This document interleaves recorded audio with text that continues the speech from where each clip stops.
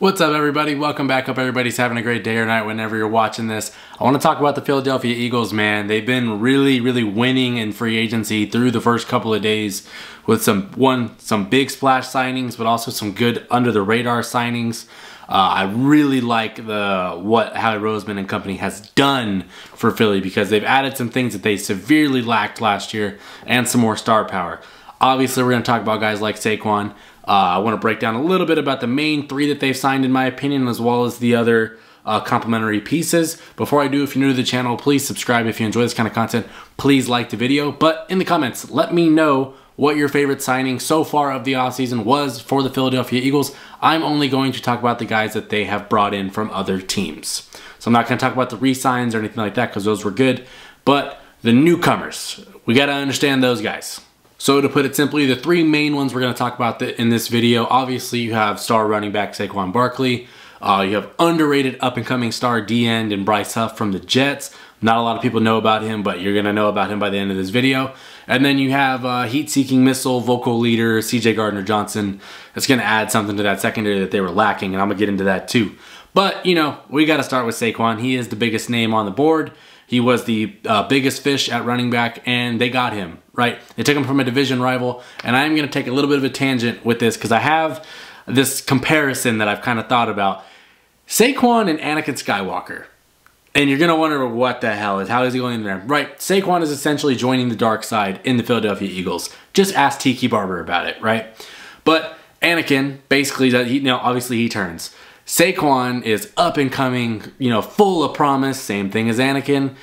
Is hopeful that the team that he's on is gonna, help him be the best version of himself, and isn't gonna be ignorant. And that's what the Giants were. They were completely ignorant. They ignored what he asked for. They didn't give him an O-line. They, hey, you're gonna be our best player, but we're not gonna pay you. Yeah, that would probably piss me off. Like Anakin trying to become the rank of master. And they're like, yeah, you can be on the council, but you're not going to have the rank of master when everybody else has it. So he kind of feels backstabbed, right? So he's like, you know what? Screw you guys. I'm going to go to the side that is valuing me and is going to give me what I want. Or at least says they will, at least, right? So Anakin goes to the dark side. Saquon goes to Philly. He's going to go to a team that has a better O-line, is going to pay him what he thought he was worth, and has a better offensive player, better quarterback, just overall better situation in Philly. So he's going to go do that, right? He eventually is enemy number one in New York, which, you get the point in the concept there. I really feel like there's some more there that, he's kind of gone to the dark side a little bit, and I think Philly fans are loving that.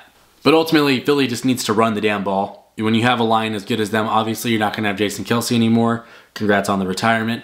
But you still need to run the ball, take the pressure off Jalen Hurts, and not be so one-dimensional, right? And I think with the coordinator changes and everything, that's going to really help them as, the seasons go along. But Saquon's a big fish. He's a great running back. Has never been on a team with this much talent. And I feel like we haven't seen the best of him yet. He's not what he was as a rookie. But, it made sense for him. You're going to get paid more. You're going to go play in a better situation. And people forget this. He basically played across the street in college. Played at Penn State. So going home to a degree kind of made some sense for him too. Second guy I want to talk about though is the safety, Chauncey Gardner-Johnson, CJ Gardner-Johnson, whatever you want to call him. He is just going to add something. He played in Philly 2 years ago when they went to the Super Bowl, and he was one of, if not the top 3 best players on that defense. He is an interception machine, major trash talker. He's a vocal leader, right? But the thing that secondary missed last year, what particularly with him, is he's not scared to tackle. Those other dudes don't want to hit that hard. They don't really want to get all that gritty. Chauncey Gardner-Johnson is going to go in there like a missile. And if you want to think back to the play in the Super Bowl on Isaiah Pacheco where they just exploded inside on each other, and that's pause. Yeah. Anyway, yeah. So basically he cracks Isaiah Pacheco, who runs basically harder than every other running back in the league. That is that energy, that tenacity that Philly did not have at all last year. And he's going to bring that. He's the vocal leader that defense needs. I'm so fully believing in that, and that's going to help that defense. Just because their attitude was weak last season. And I think he's gonna bring that juice. So Really love that signing. That was a really good one. And the safeties last year were trash. Call it what it was. Getting him back, big win. Now let's get to one of the more low-key underrated signings that I think was just really good. Bryce Huff. He was a defensive end for the Jets last year, and he's really, really good. He was undrafted, and this is the biggest contract any undrafted player has ever gotten. So congrats to him for securing the bag. But he earned it, right? Last season he has 10 sacks, that's a good quality number on a team that rotated D linemen.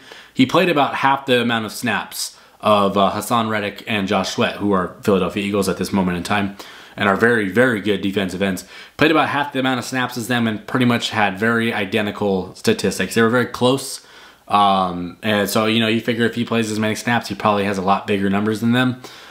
He could be a guy that goes for 15 sacks if you give him the adequate amount of snaps. But he also was top 8 in pass rush win rate. So that's basically defined as beating your matchup within the first 2.5 seconds or so of the ball being snapped. He was top 8 in that category. Number 7 was Haason Reddick. Just to let you know, we know Reddick is a beast, so you can kind of see that he is on par with some of those guys. I think he actually ranked higher than Micah Parsons, but Micah gets a little bit different treatment, being the one thing that all teams are prepared for when they go play Dallas. So yeah, I think Bryce Huff is going to fit in perfectly on this team. Does that mean Haason Reddick or Josh Sweat could get traded or moved? I don't know. I'm pretty sure I don't think it's going to happen, honestly. But ultimately, now you have a really, really stout D-line. And you got younger, too. That was something that D-line needed. Get a little bit younger. The defense as a whole got younger. Gardner Johnson's only 25. Huff's only 25. Like, these dudes are spry. They're fresh. They're not 31-year-old vets getting, $12 million a year. They're young dudes. And I think that's another positive for Philly in this offseason. Now, those are the 3 main guys, right? You got a stud running back, a stud D-end, and I would say a stud safety, in my opinion. So you checked boxes that you needed. You needed a physical running back. Got it. You needed a younger pass rush. You got it. You needed somebody in that secondary to bring some damn energy. You got it.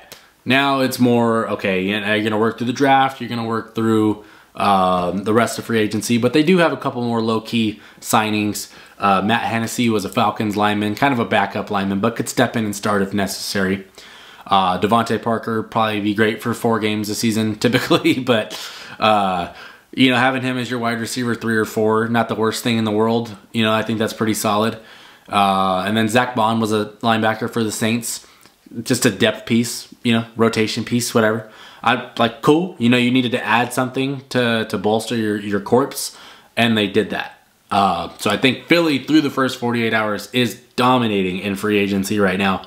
And the rest of the division is not looking anywhere near as good so far. No one wins the Super Bowl in free agency. That's just not how it works. But I think this is a great step into going into the draft to putting together potentially a Super Bowl threat of a team. But, there's job's not finished. The work is still got to be done.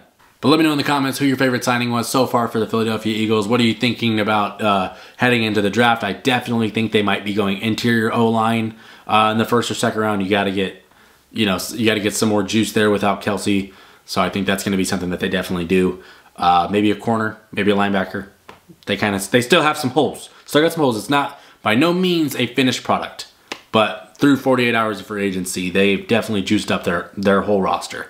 Anyway, if you're new to the channel, please subscribe if you enjoy this kind of content. Please like the video. But shout out Saquon. He's a Philadelphia Eagle. Giants fans, not too thrilled about that. He is my Anakin Skywalker. That's what I'm going with on this. He's come to the dark side. Bryce Huff's a baller. CJ Gardner-Johnson is a nightmare for opposing running backs and tight ends and anybody that wants to come over the middle. It's a good little start to free agency. I like what they've done. But thanks for watching. I'm done. Peace.